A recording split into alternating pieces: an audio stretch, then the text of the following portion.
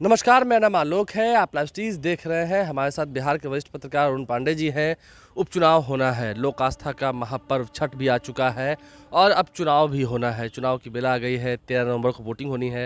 रामगढ़, इमामगंज, बेलागंज और तरारी, इन चारों ही सीटों पर टक्कर है ज़बरदस्त। तेजस्वी यादव भी प्रचार प्रसार कर रहे हैं।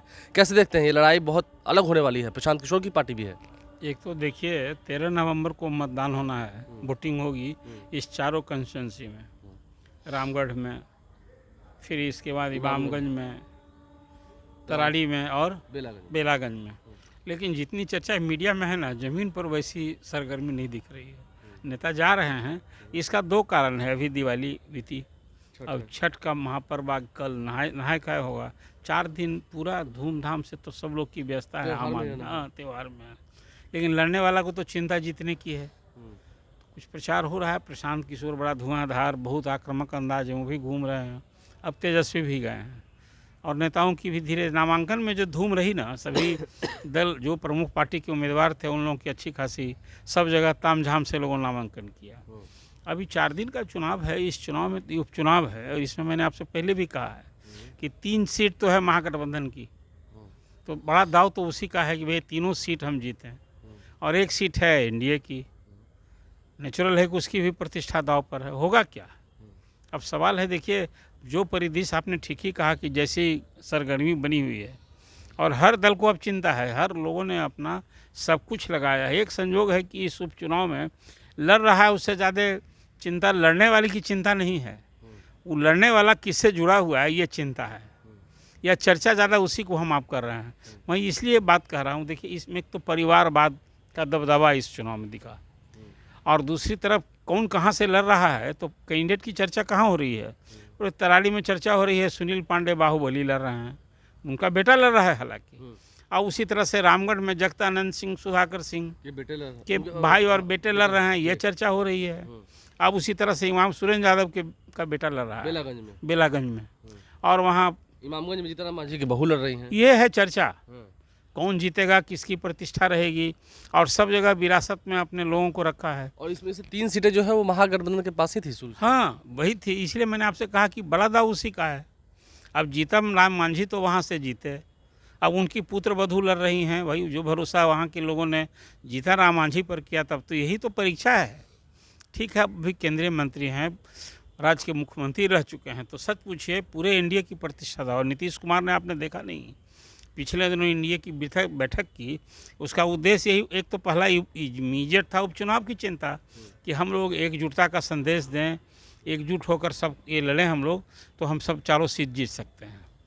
जैसे 2025 के चुनाव में 225 सीट जीतने का टारगेट रखा है और इसमें सब सीट जीते हैं।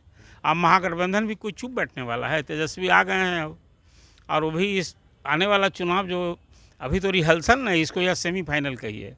अब वो उप मुख्यमंत्री के दावेदार हैं, वो 2 बार तो उप मुख्यमंत्री रह चुके हैं, वो भी लग गए हैं, और उनके लिए भी ये तीनों सीट नहीं जीतेगा तो फिर आने वाली जो लड़ाई है उनके लिए फिर फीकी पड़ सकती है। इसलिए महागठबंधन में पूरी ताकत लगा दी है, और मैं मानता हूँ कि अभी की स्थिति में अब कहीं भी सीधी लड़ाई, अब तक तो पूरे प्रदेश में यही हो रही थी, एक तरफ एनडीए एक तरफ महागठबंधन, लेकिन कुछ कुछ कंस्टिट्यूंसी में कहीं भी ट्रेंगुलर फाइट की स्थिति दिख रही है। सीट तो 4 की चुनाव हो रही है, लेकिन फाइट है ट्रेंगुलर। आप चारों जगह की बात देखें तो सब जगह वही स्थिति हो गई है। हालांकि उस मामले में कुछ हद तक या बहुत तक सीधी लड़ाई है तराड़ी में, वहाँ माले के प्रत्याशी में और बीजेपी के प्रत्याशी में। अब ये देखना है कि वहाँ प्रशांत किशोर क्या कर पाते हैं कितना, क्योंकि वहाँ पर तो बैकफायर हो गया था। हाँ, इसीलिए कहते हैं कैंडिडेट भी जो दिए हैं, तो जो वोट मिलेगा वो एनडीए को नुकसान होगा। हाँ। नहीं, और पहले भी जो कैंडिडेट दिया था उसे वापस लेना पड़ा। बिल्कुल नहीं, खड़ा ही नहीं तो कैंडिडेट बदलना पड़ा।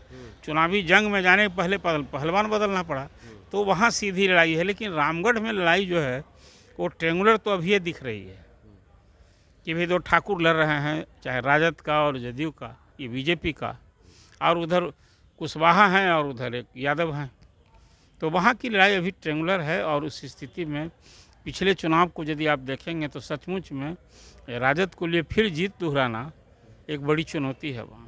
और खुद मैंने जैसे आपसे कहा कि जगदानंद सिंह राजद के प्रदेश अध्यक्ष हैं, उन्हीं की प्रतिष्ठा दांव पर है। हाँ, क्योंकि पिछले बार उनके बेटे भी काफी कम वोट से यही मैंने कहा 188 190 कि वोट जीत हाट का जो अंतर पिछला चुनाव में वो ये दर्शाता है कि राह बहुत कठिन है, आसान नहीं है। और बीएसपी के जो हाँ उम्मीदवार हैं वो भी यादव समाज से हैं। और भी वहाँ जो लड़े हैं उनके भतीजा पिंटू यादव लड़ रहे हैं। तो इसलिए मैंने कहा कि ये एक सीट सिर्फ अभी तक पुपड़ी में सीधी लड़ाई, यहाँ आरा की जो सीट है तराड़ी, वहाँ सीधी लड़ाई देख रही है। बाकी 3 सीट पर चाहे वो बेलागंज की बात करें तो वहाँ जदयू और राजद का कैंडिडेट एक ही जात के होने के कारण आमने सामने हैं।